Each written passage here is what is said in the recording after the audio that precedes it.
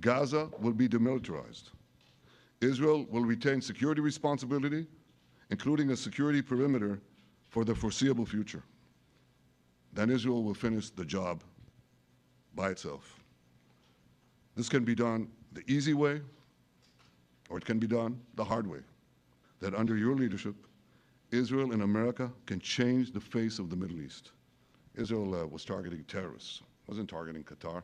And of course, we regretted the loss of the Qatari citizen. It wasn't our target. Mr. President, first I want to thank you for graciously hosting me once again in the White House. And second, I want to thank you for your friendship and for your leadership. From Jerusalem to Tehran, from the Golan Heights to Gaza, you've proven time and again what I've said many times. You are the greatest friend that Israel has ever had in the White House. And Mr. President, you and I both know it's not even close. While you focus at home on making America great again, your leadership abroad is changing the world for the better, ending wars and advancing peace. I believe that today we're taking a critical step towards both ending the war in Gaza and setting the stage for dramatically advancing peace in the Middle East, and I think beyond the Middle East, in very important Muslim countries. I support your plan to end the war in Gaza, which achieves our war aims. It will bring back to Israel all our hostages, dismantle Hamas's military capabilities, end its political rule, and ensure that Gaza never again poses a threat to Israel. We would not have achieved this turning point without the courage and sacrifice of our incredibly brave soldiers.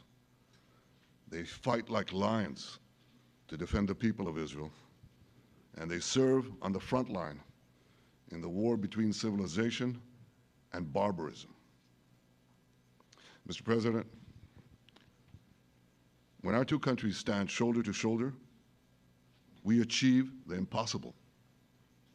Just a few months ago, in Operation Rising Lion and Operation Midnight Hammer, we struck a decisive blow against Iran's nuclear and ballistic missile program. Your bold decision to send those B-2s made the region safer and the world safer. Now, under your leadership, we're taking the next step to win the war and expand the peace. Your plan is consistent with the 5 principles my government set for the end of the war and the day after Hamas. Everybody asks, what is your plan for the day after Hamas? Here's our plan. Pass it in the cabinet. All our hostages, both those who are alive and those who died, all of them will return home immediately. Hamas will be disarmed. Gaza will be demilitarized. Israel will retain security responsibility, including a security perimeter for the foreseeable future. And lastly, Gaza will have a peaceful civilian administration that is run neither by Hamas nor by the Palestinian Authority. If Hamas agrees to your plan, Mr. President, the first step will be a modest withdrawal, followed by the release of all our hostages within 72 hours.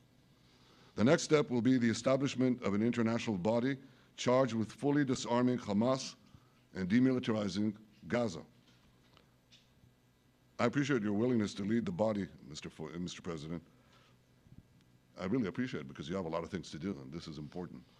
And it reflects the confidence that this will give everyone, that things will be followed up on all the commitments made. The fact that you're taking this on, I think, helps a lot to make sure that everything flows in the direction that we want. Now, if this international body succeeds, we will have permanently ended the war.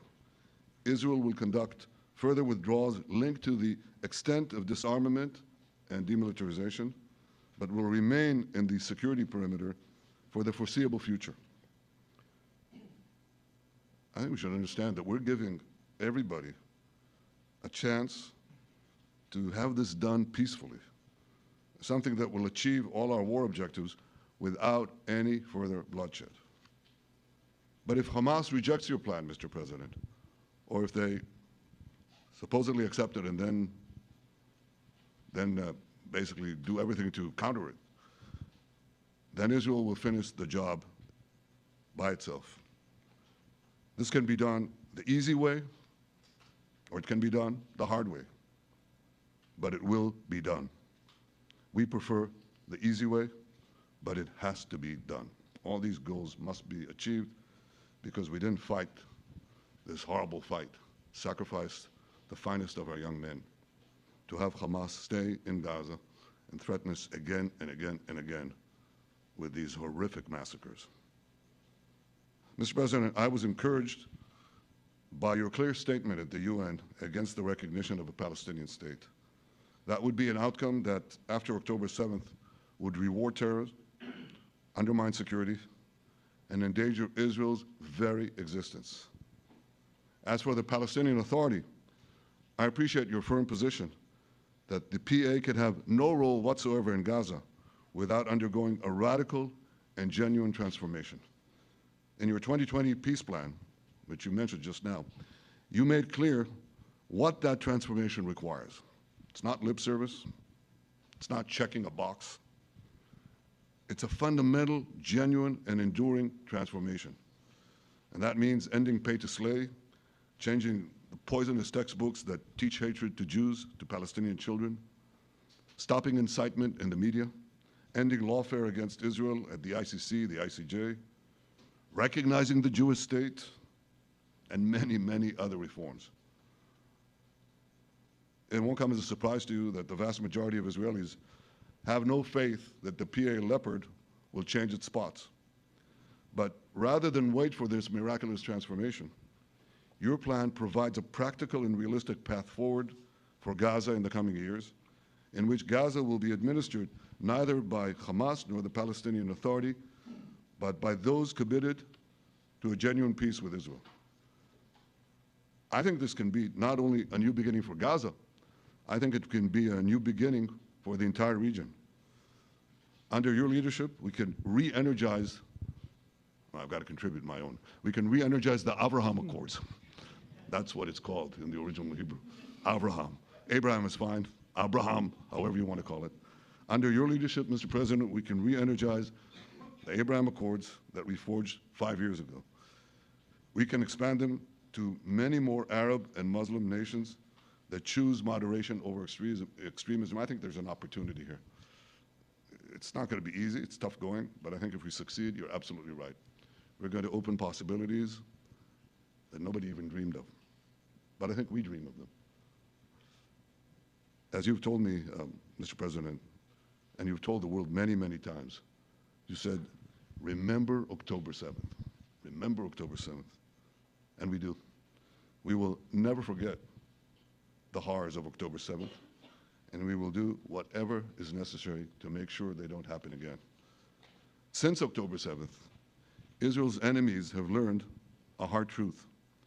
Those who attack us pay a heavy price, but those who partner with us advance progress and security for their peoples.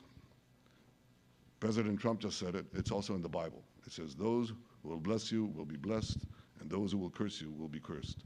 And that's actually what is happening. We want the blessings. I think we've done a lot in the past 2 years to end the curse. We're not finished, but we've done a lot. And we've done a lot together to end the curse. I want to thank your entire team for their efforts to get to this point.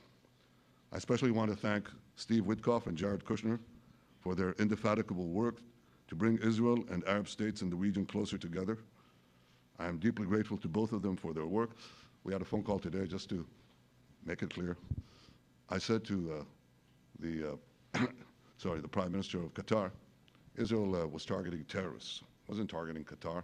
And of course, we regretted the loss of the Qatari citizen, wasn't our target. And I very much appreciate President Trump's proposal to have a trilateral body, the United States, Israel, and Qatar, to work out respective grievances. There are quite a few. But if we could try to mitigate them or put it on a different footing, I think that'll be good for everyone. Above all, all the people, the fine team, and many helpers who've done this, I want to thank you, Mr. President. History has already shown that under your leadership, Israel and America can change the face of the Middle East.